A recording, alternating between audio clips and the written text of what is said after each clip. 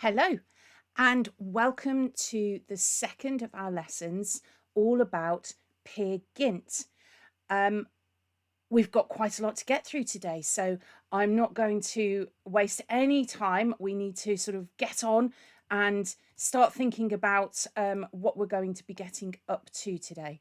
So, first of all, and this is really quite important, first thing you're going to need is either the printout of the worksheet that you can find on the live lesson and resources page on the website. So there's a worksheet there that tells you, goes through all of what we're going to be doing today. There's quite a lot to do. Or if you haven't got access to that, or if you'd rather not use the worksheets, and that's absolutely fine, they're there as a help, not a compulsory, then you're going to need a piece of paper and a pen or a pencil to be able to join in with today's activities, and that's absolutely fine. So if you want to sort of run off and go and get your pen and your pencil or whatever it might be, or if you've got your worksheet handy, all good. First thing we're going to do is a little bit of a quiz.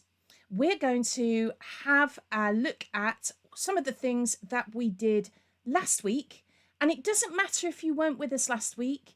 Have a go at these questions anyway. You might surprise yourself, and if you don't know the answers, then you will, but by the time we finish the end of the quiz, so that's okay. There's only 5 questions.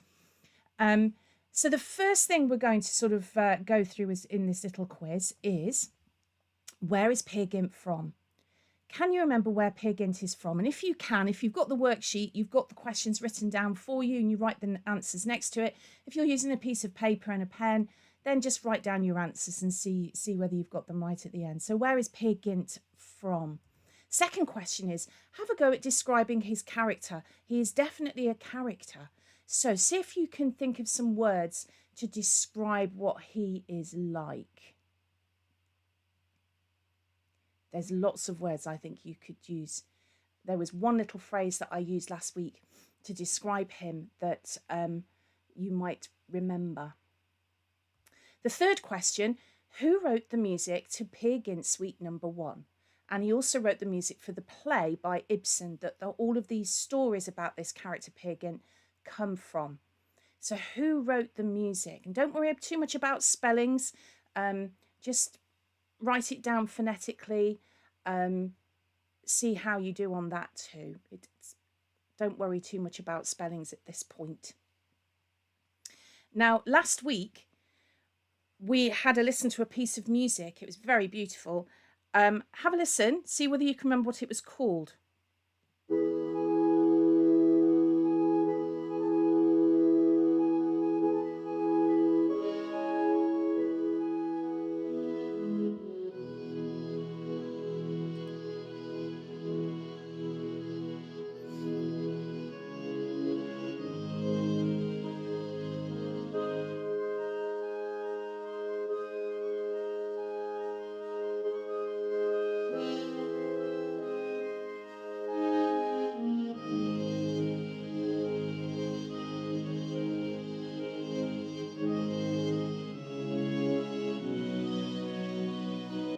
Okay, see whether you can remember what that piece of music was called and write that down. And even if you only get half of it, you might find you're right.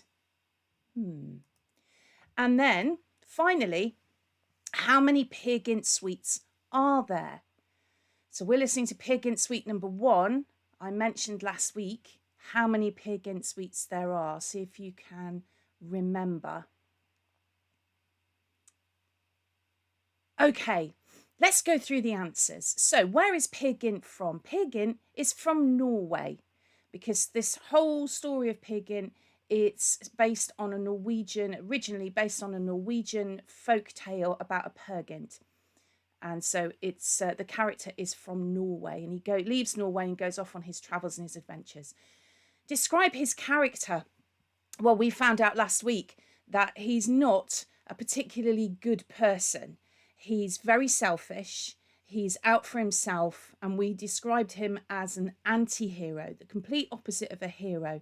So our heroes, you know, our Supermans and people like that, they're heroes. He's an anti-hero. He's the absolute opposite because he is self-obsessed. He's out for himself. He doesn't care about the consequences. Who wrote the music to Peer Gynt Suite No. 1 and the music for the play by Ibsen? That's a composer called Edvard Grieg. Grieg, G-R-I-E-G, Grieg. And Grieg was a Norwegian composer, and that's why I suppose Ibsen asked him to write the music, and he did a jolly good job too. Very good. Can you remember what the piece of music playing that we've just listened to is called? It's called Morning Mood. And if you just got the word morning, that would be fine, because sometimes you'll see it described as just morning. Sometimes you see it written down as morning mood. So either of those, absolutely fine. And how many Peer Gynt suites are there? There are 2. So you've got a collection of 4 pieces in Peer Gynt Suite No. 1, and you've got a collection of 4 pieces in Peer Gynt Suite No. 2. Now, what we're going to do now is actually have a listen to the beginning of the second piece from the Peer Gynt Suite No. 1. And I'm not going to, just like last week, I'm not going to tell you anything about it. I want you to just listen to it and make your own mind up almost. So as you listen to the piece of music, no clues from me, I want you to jot down some ideas for a story. So again, if you've got your piece of paper, you can write your ideas on there. If you're using the worksheet, there is a box and a space for you to do it on the worksheet. And it's just ideas. It's not writing the story. It's having a think about what sort of story you'd want to write. And it doesn't have to be about Peer Gynt. Let's make that clear. It's not got to be about Peer Gynt. It can be about anything. Think about where the story takes place. Think about the characters that might be involved and what's happening. So you're thinking, first of all, you need to sort of set the scene. You need to be thinking about where this might take place. Then you would think about what the scenario is, what's going on, and who the characters are within your story. And there's no right or wrong. You're being inspired by the music. You can't be wrong on this. It's what the music says to you. It's your interpretation. And then what I'd like you to do is at the end of today's live lesson, have a go at completing your story. Have a go at actually writing a story based on this piece of music, based on the ideas that you're going to jot down now, and put it all together and create this beautiful story that you're going to come up with. So the piece of music that we're going to listen to is the second piece from the Peer Gynt Suite No. 1. As always, it isn't musicians playing this. This has been created by me using music technology, etc. And I've played it all in, so there's no copyright issues. That's what happens with all our theatre of music pieces. So once you've listened to the version that I've produced for you, go away and have a listen to live musicians playing it, because it does make a difference. It's an amazing piece of music. Okay, so I'm going to disappear for a minute while you have a listen to this, because you don't need me in the corner being a distraction, and you can have a really good, jolly good think about what this music says to you. Here we go.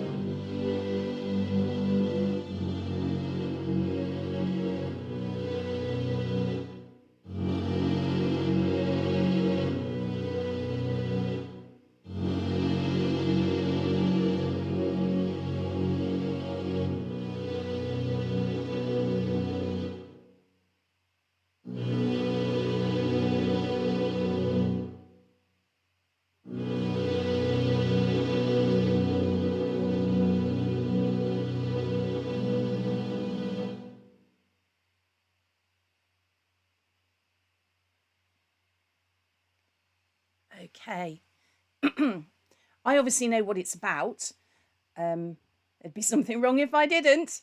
But when I first heard it, I must admit, when I was sort of thinking about it as not knowing of the story, I was thinking about, well, actually, the beginning's a little bit creepy. So, maybe that would be, it's a bit sinister. But that's my interpretation of it. And I could write a story about some sort of creepy thing going on. I don't know. You will have your own ideas. You will have your own thoughts. So let's move on. So you've got time after the lesson to finish compiling that, and the music, the audio file, is on the live lessons and resources page on the website if you want to listen to that version again. Or as I say, you can listen to an orchestra playing it, and it's a beautiful piece of music when you're listening to it, and you can hear that the orchestra, the strings, etc. Sort of, it's beautiful. So worth having a listen to a live recording as well.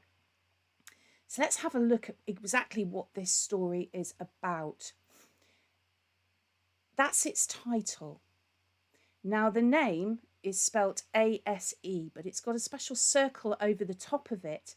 And that means that it's actually pronounced as Åsa. And Åsa is Peer Gynt's mum.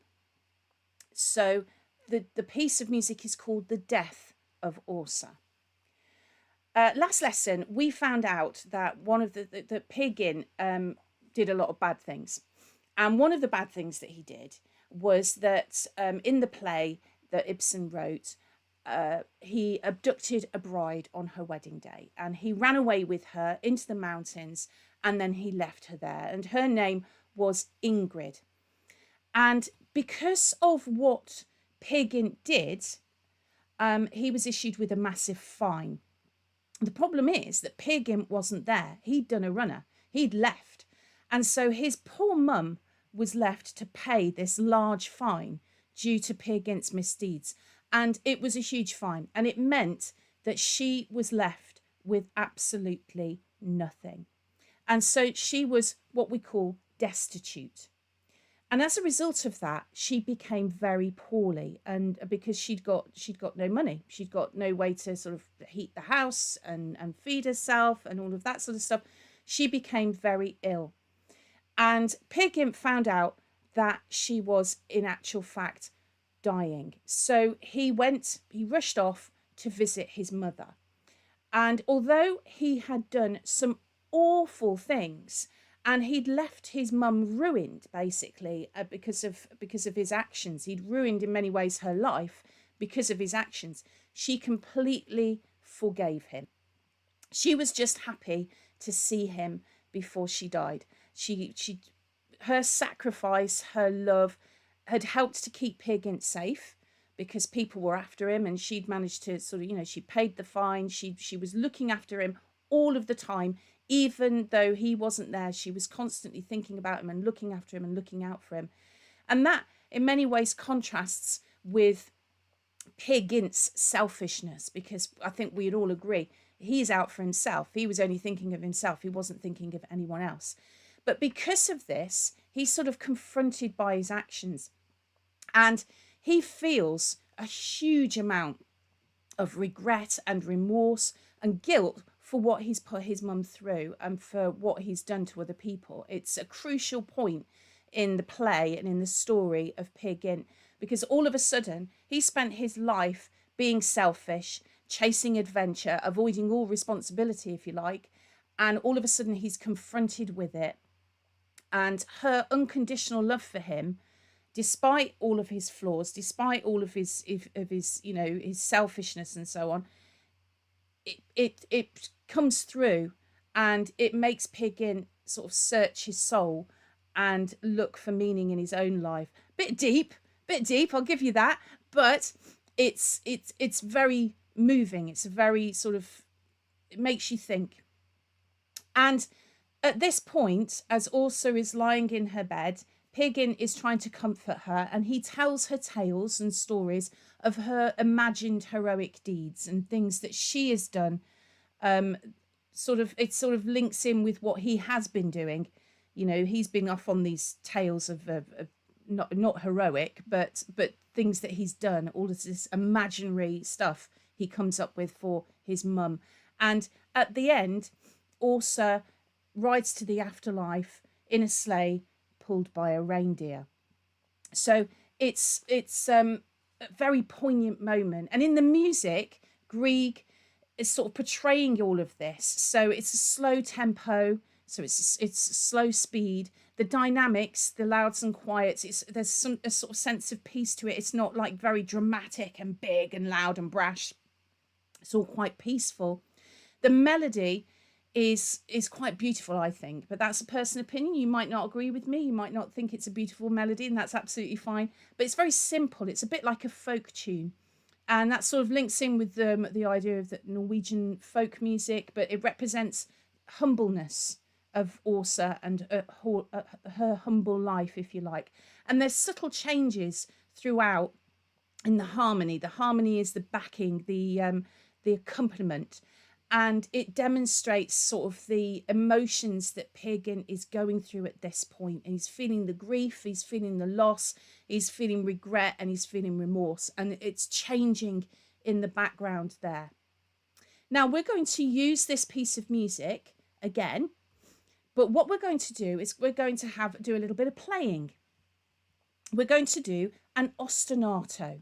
And that might not be a word that you're familiar with. An ostinato just means in music a repeated pattern. It can be a rhythmic ostinato. It can be a melodic ostinato where the melody is constantly repeated.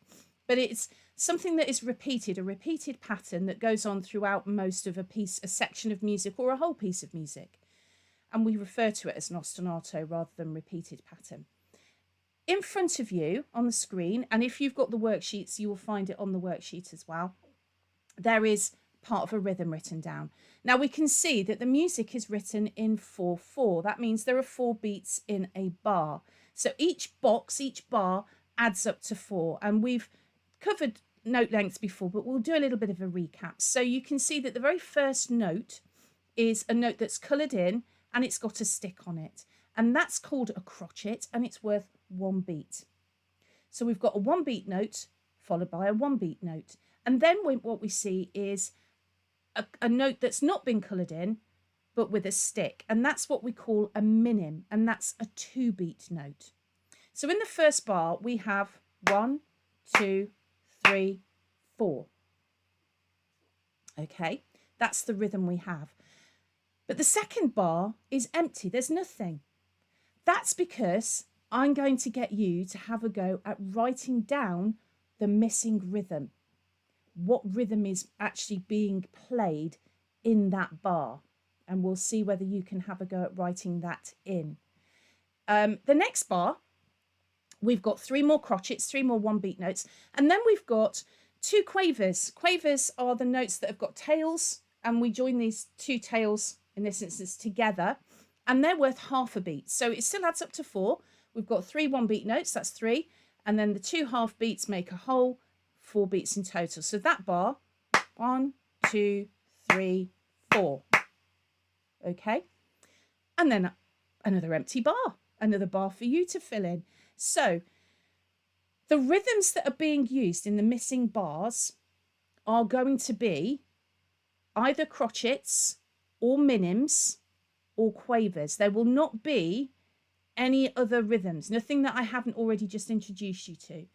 So what I'm going to do is play you this ostinato on its own without the music in the background, just the ostinato, and we'll see whether you can write in the missing bars. I will play it you 3 times to give you the time to have a listen. So my advice would be, on the first listen, don't write anything down. Just have a listen and see whether you can identify anything that sounds familiar. On the second try, write down 1 bar, whether it's the last one or it's the second one, doesn't matter, but focus on just that 1 bar. And then the third time you hear it, have a go at doing the other bar. so that you've had time to sort of take it all in. So the first time you listen to it, just listen to it, see if there's anything that's recognizable. Second time, just choose one of those two bars that's missing and write it in. And then the third time, do the other bar that's missing. Okay? And that should work a treat. And we'll see how you get on. Okay? So here is the ostinato for the first time.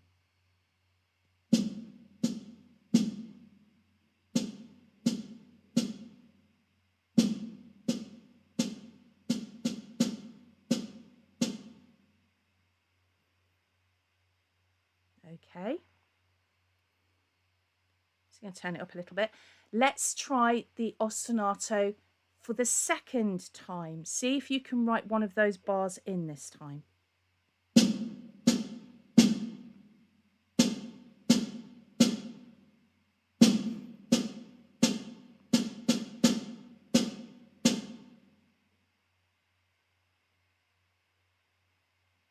Give you a second or two just to write your rhythm in.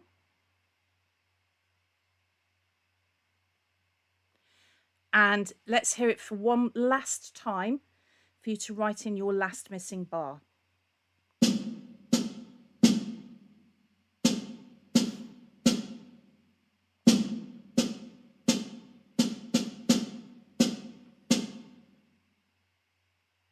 Okay.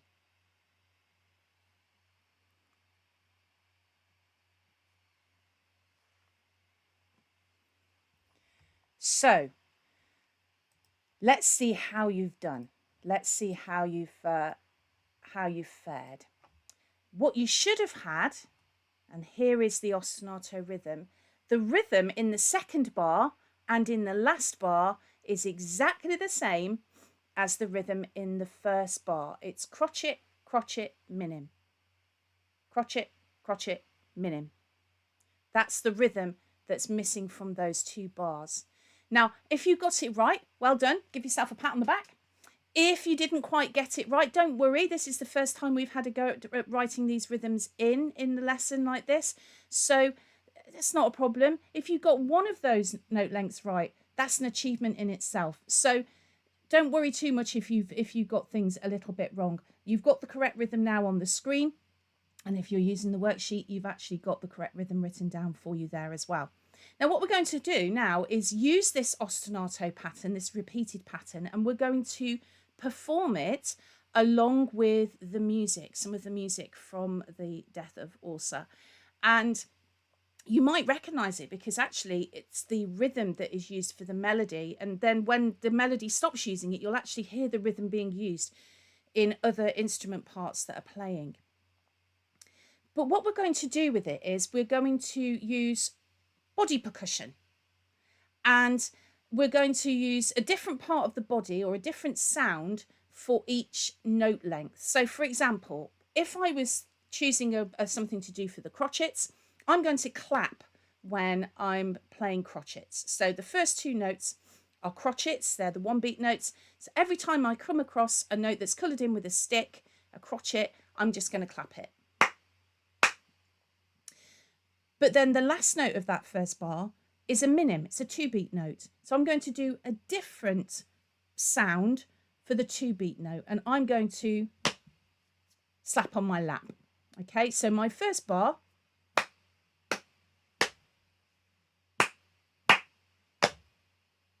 And the second bar, actually. In the third bar, it's clap, clap, clap. And then I've got 2 quavers. So I'm going to do clap, clap, clap, click, click. You can do anything. It could be tap your shoulder. It could be, I don't know, tap with fingers. It could be, I don't mind. It's your body percussion. You do whatever you like. So if I play my whole ostinato using what I've chosen, I've got clap, clap, slap, clap, clap, slap, clap, clap, clap, click, click, clap, clap, slap. And I'm going to do that all the way through. So you choose what body percussion sounds you're going to do. And let's do our ostinato together as we play the music. Okay, we might just let the music go through 4 bars just to sort of get it established before we join in. 1, 2, 3, 4. 2, 3. Are we ready? 1, 2, 3, 4.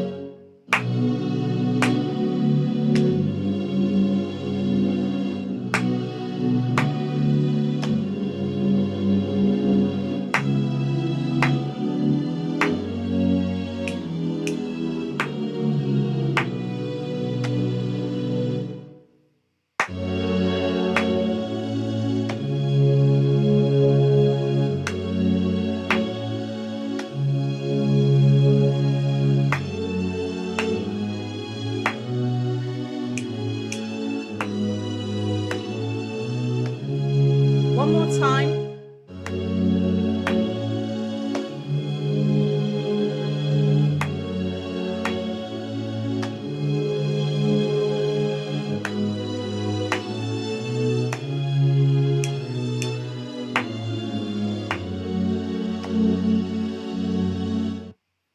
Okay, so you can see how that ostinato fits. Now that's something that you could have a go at doing with the track or with another version, a live musician's version.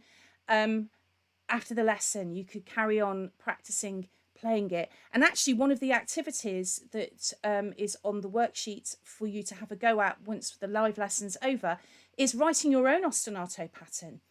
As long as it adds up to 4 beats, you could create any rhythmic pattern you wanted. I've created a very simple one, but you could make it more complicated and more interesting. So that's something that you could have a go at after the lesson. So we've looked today at the Death of Orsa, second movement from Peer Gynt. And as I say, we've got the worksheet, the handout, however you want to refer to it, that is available on the website. And I don't know how well you can see this, but we've got additional activities on the worksheet for you to have a go at. So you could learn how to play the melody, that opening 4-bar melody of the piece that we've just been listening to. I've put it in a simpler key, so it's not in the same key as the orchestra plays it, but it's there for you to have a look, to sort of learn and have a go at. There's also another activity, a composing activity that you could try, which is writing a reply melody. So that the first melody, da da da da da da da da da da da da da. That's the melody, the 4 bars to learn to play. And then Grieg answers that, da da da da da da da da da da da da. And that's his reply to it. You could have a go at writing your own 4-bar reply. And as I say, there is also that activity, creating your own ostinato. So there's lots of things for you to do on the worksheet that are an extension of what we've done during today's lesson, sort of take it to the next level, and you can listen to the music and or take it further. And there's also your story to finish writing, which I'd love to have a read of some of them. If you put some of your ideas up on the Facebook group page, that would be fantastic. So we've reached the end of today's lesson, and I hope you can see just how much energy I put into these lessons, because I think this is so important. I want to make sure that they are as fun and packed with things to do as possible. It would be wonderful if you felt you were able to join my subscription group on Coffee for Theatre of Music and join the Mozarts or the Beethovens to contribute £5 a month to support what I'm doing and basically pay my wages. It would help hugely, because creating these, just inputting the music in itself and creating the sound files takes nearly a day on its own. So it would be really helpful and lovely if you felt you could help out in that way.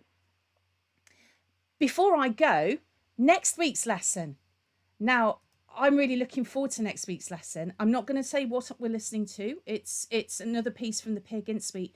But What I would say is that next week you are going to need a saucepan and a wooden spoon or something like that that can make a tinkly or a triangle-y sound. So have a think about that this week. Something that you can use that's going to make a triangle-y sort of sound, triangle or some sort of percussion sound, but a saucepan and a wooden spoon will work. Okay, so I'm going to leave you and say have a lovely rest of your week. I will leave you with the music, a little bit more of the death of Åsa as we go.